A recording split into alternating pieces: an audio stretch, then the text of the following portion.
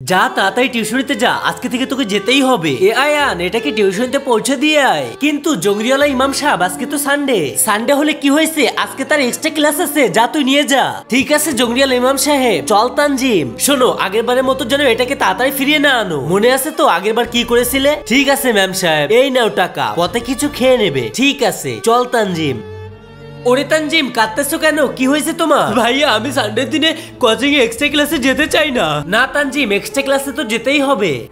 ভাইজান প্লিজ, আমি এক্সট্রা ক্লাসে যেতে চাই না। আচ্ছা ঠিক আছে, বাস চল, আমার সাথে একটা প্ল্যান আছে। আমার একটা প্ল্যান আছে, চল আমার সঙ্গে। কি রে, তোকে তো বলেছিলাম আজকে পড়তে দিয়ে আসতে। জঞ্জিরালা ইমাম সাহেব, পথে আমাদের গায়ে ধাক্কা মেরেছে আর আমাদের হাতে চোট লেগেছে, তাই আমরা ফিরে এসেছি। ঠিক আছে, তোমরা দুজন এখানেই থাকো, আমি তোমাদের জন্য পাই নিয়ে আসতেছি। বন্ধুরা, তোমরা যদি আল্লাহর ছবিটিকে ভালোবেসে থাকো তাহলে ভিডিওতে লাইক এবং চ্যানেলটাকে সাবস্ক্রাইব করে দাও। আর যদি লাইক সাবস্ক্রাইব না করো তাহলে ভাববো কি যে তোমরা আল্লাহর ছবিটিকে ভালোবাসো না। ছোট, এই আইডিয়াটা তো দারুণ কাজ করেছে। তোমাদের দুজনের হাতেই তো চোট লেগেছিল, তাই না? রাজিম, দৌড়াও।